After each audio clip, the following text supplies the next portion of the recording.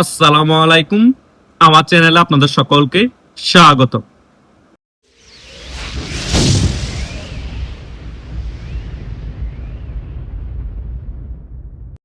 ফ্রান্সের মধ্যে G7 এর সম্মেলনে নরেন্দ্র মোদী এবং ডোনাল্ড ট্রাম্পের বৈঠকের পর আমেরিকা গ্রিন সিগন্যাল দিয়ে দিয়েছে ভারতকে, এবং ভারতও গ্রিন সিগন্যাল দিয়ে দিয়েছে বাংলাদেশ আওয়ামী লীগকে এবং শেখ হাসিনাকে। একটা জিনিস আপনারা লক্ষ্য করেছেন যে বাংলাদেশের মধ্যে দিন দিন বাংলাদেশ আওয়ামী লীগ সংগঠিত হচ্ছে এবং বাংলাদেশ আওয়ামী লীগের শক্তি সামর্থ্য দেখাচ্ছে এবং রাজপথ জয় বাংলা স্লোগানে প্রকম্পিত করছে। এটা কিন্তু এমনি এমনি হচ্ছে না। বড় বড় পরাশক্তিগুলো গ্রিন সিগন্যাল দিয়েছে বিদে বাংলাদেশ আওয়ামী লীগ সংগঠিত হওয়ার সাহস পাচ্ছে এবং রাজপথে নেমে রাজপথ দখল করার সাহস পাচ্ছে। যতই দমন নিপীড়ন করা হচ্ছে বাংলাদেশ আওয়ামী লীগের নেতা কর্মীদেরকে, ততই বাংলাদেশ আওয়ামী লীগ সংগঠিত হয়ে বড় বড় বিক্ষোভ মিছিল করছে রাজপথে। এটা কিন্তু আপনাদের খালি চোখে দেখলে মনে হবে ব্যাপারগুলো সিম্পল, আসলে সিম্পল না। আস্তে আস্তে করেই কিন্তু বড় রাজনৈতিক দলগুলো ক্ষমতাচ্যুত হলে এভাবেই ঝটিকা মিছিল থেকে বিক্ষোভ মিছিল এর মাধ্যমে রাজনীতিতে ফিরে আসে এবং আন্দোলন সংগ্রামের মাধ্যমে রাজপথ দখল করে এবং কূটনীতিকভাবে তাদের যে সকল মিত্র থাকে বড় বড় পরাশক্তিগুলো, তারা বিতর্কতভাবে কূটনীতিক সমর্থন দিয়ে যায়। ভারত অনেকদিন ধরে বাংলাদেশ আওয়ামী লীগকে কূটনীতিকভাবে সাহায্য সহযোগিতা করে আসছিল এবং সমর্থনও দিয়ে আসছিল। এখন কিন্তু বিতর্কতভাবে আমেরিকাও বাংলাদেশ আওয়ামী লীগের বিষয় নিয়ে পজিটিভ। কেন পজিটিভ? কারণ ভারত আমেরিকার স্বার্থ হাসিলের জন্য আমেরিকা যে সকল প্রস্তাব দিয়েছে সে সকল প্রস্তাবে মোটামুটি ভারত রাজি হয়ে গিয়েছে ডোনাল্ড ট্রাম্প এবং নরেন্দ্র মোদীর ওই বৈঠকের মধ্যে। সেই কারণে বাংলাদেশের রাজনীতির বিষয় নিয়ে ডোনাল্ড ট্রাম্পও ভারতকে ছাড় দিবে। তার মানে কি? তার মানে হচ্ছে একটি অঘোষিত গ্রিন সিগন্যাল আওয়ামী লীগের ব্যাপারে আমেরিকা দিয়ে দেওয়া। সেই কারণেই 23 জুনকে ঘিরে এত আয়োজন। সেই কারণেই ভারত এখন বিএনপি সরকারকে এত বেশি প্রেসারে রাখতে পেরেছে। সীমান্তের মধ্যে উত্তেজনা তৈরি করে প্রেসারে রেখেছে, বাণিজ্যিকভাবে প্রেসারে রেখেছে, আমদানি রপ্তানির বিষয় নিয়ে প্রেসারে রেখেছে এবং আরো বিভিন্ন কূটনীতিক বিষয় আছে, সে সকল বিষয় নিয়ে প্রেসারে রেখেছে। এখন বিএনপি সরকার একেবারে কোণঠাসা অবস্থায় আছে, ধরিমা না কেঁদে বাঁচি এই অবস্থাতে আছে। তারা এখন একেবারে পাকিস্তান ঘেঁষা হয়ে গিয়েছে। পাকিস্তানের সাথে কথা বলে পরামর্শ নিচ্ছে কিভাবে ভারতের এই চাপটা মোকাবেলা করা যায়। আমেরিকা তো এখন নিউট্রাল থাকবে, কারণ আমেরিকা তাদের স্বার্থ হাসিলের জন্য ভারতকে কিছু প্রস্তাব দিয়েছে, সেই প্রস্তাবগুলো ভারত মেনে নিয়েছে। সেই কারণে এখন বাংলাদেশের মধ্যে ভারতকে স্পেস দিয়েছে, ভারত যাতে তাদের আধিপত্য আবার বিস্তার করতে পারে এবং বাংলাদেশের মধ্যে বাংলাদেশ আওয়ামী লীগের রাজনীতিকে আবার ফিরিয়ে আনার জন্য যে সকল কূটনীতিক ব্যবস্থা নেওয়া সেটা নিতে পারে। সেই কারণেই কিন্তু দেখতে পাবেন আওয়ামী লীগ দিন দিন শক্তিশালী হচ্ছে, দিন দিন সংগঠিত হচ্ছে, দিন দিন তাদের ভয়েস রেস হচ্ছে। এটাই হচ্ছে রিয়েলিটি। আমি আপনাদেরকে আগেও বলেছিলাম, এখনো বলছি, সামনেও বলবো যে আমেরিকা যাদের বন্ধু তাদের শত্রুর প্রয়োজন নেই। আমেরিকা তাদের স্বার্থ হাসিল হয়ে গেলে বা তার থেকেও বড় স্বার্থ অন্য জায়গায় হাসিল করতে পারলে তার আরেক বন্ধুর কথা মনে থাকে না, তাকে ছুঁড়ে ফেলে দেয়। সে বাঁচুক না মরুক সেটা মনে রাখে না।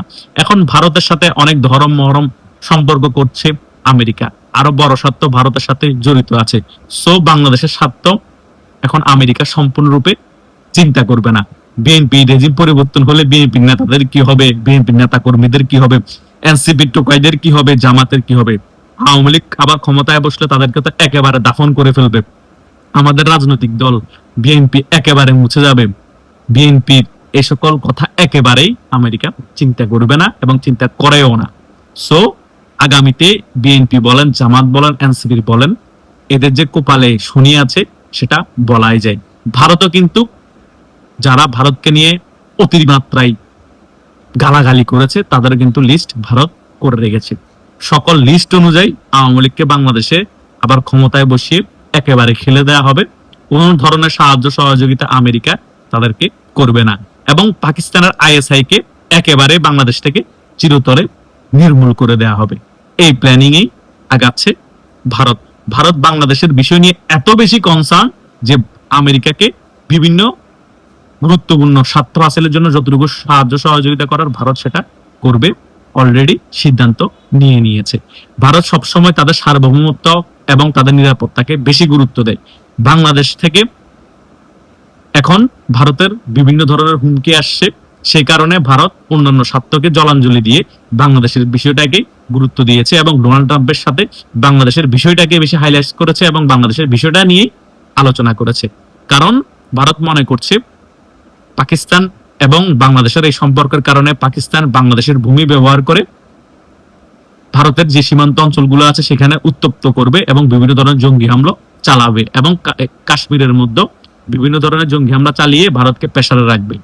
এই সকল কিছু ভারত বুঝতে পেরেছে, সেই কারণে এই সকল কিছু ঘটার আগে ভারত চাচ্ছে বাংলাদেশের মধ্যে যে কোনো মূল্যে আমেরিকার সাথে আতাত করে সকল শর্ত আমেরিকার মেনে নিয়ে বাংলাদেশের মধ্যে আওয়ামী লীগের রাজনীতি আবার সচল করতে এবং শেখ হাসিনাকে বাংলাদেশে ফিরিয়ে এনে আবার আওয়ামী লীগকে বাংলাদেশের দাপটের সহিত রাজনীতি করাতে। সেই কারণেই কিন্তু শেখ হাসিনা মোটামুটি বুঝতে পেরেছে যে আমি খুব শীঘ্রই বাংলাদেশে ফিরছি, আওয়ামী লীগের দাপটের সহিত বাংলাদেশের রাজনীতিতে ফিরছে। এই সকল বিষয় বুঝতে পেরে বিএনপির যে সকল শীর্ষ পর্যায়ের নেতারা আছে তারা উল্টাপাল্টা বক্তব্য দিচ্ছে। এনসিপির নেতারা রাতে ঘুমাতে পারছে না, টকশোর আলোচকরা বেফাস কথাবার্তা বলছে, ভয়ে কোনো লাইন গ্যাট ছাড়া কথাবার্তা বলছে, এবং অনেকেই যারা আওয়ামী লীগের কট্টর সমালোচক ছিল তারা এখন আওয়ামী লীগের পক্ষে কথা বলছে। এটাই হচ্ছে রিয়েলিটি। আমি আপনাদেরকে বলেছিলাম না যে ওস্তাদের মায়ের শেষ রায়, ভারত কিন্তু শেষ রায়তেই খেলে দিবে, আওয়ামী লীগ কিন্তু শেষ রাতেই খেলে দিবে। পালানোর পথ পাবে না বিএনপি, জামাত, এনসিপির যে সকল সন্ত্রাসীরা আওয়ামী লীগের নেতা কর্মীদেরকে মেরেছে তারা। বিএনপির মধ্যে সকলেই খারাপ না, আবার সকলেই আবার ভালো না। আওয়ামী লীগের মধ্যে যেমন সকলেই খারাপ ছিল এমনও বলা যায় না, এবং সকলে ভালো ছিল এমনও বলা যায় না। সকল রাজনৈতিক দলেও এমন আছে, কিন্তু বিএনপির যারা আওয়ামী লীগের নেতা কর্মীদের উপর সন্ত্রাসী হামলা চালিয়ে মেরে ফেলেছে, ঘর বাড়ি ধ্বংস করে দিয়েছে, তাদের কিন্তু নিস্তার নাই। কিন্তু ভালো যারা, তাদের কিছুই হবে না। এটাই হচ্ছে বাস্তবতা। সো আগামীতে বিএনপি, জামাত, এনসিপির কপালে যে ভয়াবহ পরিস্থিতি নেমে আসতে চলেছে সেটা কিন্তু 100% বলাই যায়। তারা মানুক আর না মানুক, তারা বক্তব্য দিতে এসে যতই গালবাজি করুক, আওয়ামী লীগ বাংলাদেশে আর রাজনীতি করতে পারবে না। আওয়ামী লীগের রাজনীতির কবর রচনা হয়েছে, আওয়ামী লীগকে বাংলাদেশের মানুষ প্রত্যাখ্যান করেছে, এগুলা রাজনৈতিক বক্তব্য বাংলাদেশের মানুষও বোঝে, এবং আওয়ামী লীগের যারা নেতৃবৃন্দ আছে, কর্মী সমর্থক আছে, তারা আরো ক্লিয়ারলি বুঝে। সো বাংলাদেশের বুকে আওয়ামী লীগ আবার দাপটের সহিত রাজনীতিতে ফিরে আসছে। লিখে রাখুন, আমেরিকাও গ্রিন সিগন্যাল দিয়ে দিয়েছে, ভারতও গ্রিন সিগন্যাল দিয়ে দিয়েছে, এবং শেখ হাসিনা খুব শীঘ্রই বাংলাদেশে ফিরছে। বিএনপি এখন বাধ্য হবে আওয়ামী লীগের সাথে সমঝোতা করেই তারা ক্ষমতায় থাকতে। আর যদি সমঝোতা না করে তারা 5 বছরের আগেই ক্ষমতাচ্যুত হয়ে যাবে, এবং আগামীতে 5 বছর পরে যে নির্বাচনটা হবে সেটা আওয়ামী লীগকে নিয়ে করতে হবে, এবং বিএনপি সমঝোতা করে আওয়ামী লীগকে নির্বাচন অংশগ্রহণ করতে দিতে বাধ্য হবে। এটা আগামীতে ঘটবে, লিখে রাখুন আপনারা। আশা করছি আমি এই ভিডিওর আলোচনায় যে সকল বিষয়গুলো আপনাদেরকে ক্লিয়ারলি বোঝানোর চেষ্টা করেছি। যারা প্রথম থেকে শেষ পর্যন্ত আমার এই ভিডিওটি দেখেছেন, আশা করছি সকল বিষয় একেবারেই ক্লিয়ার হয়ে গিয়েছে। ধন্যবাদ সকলকে।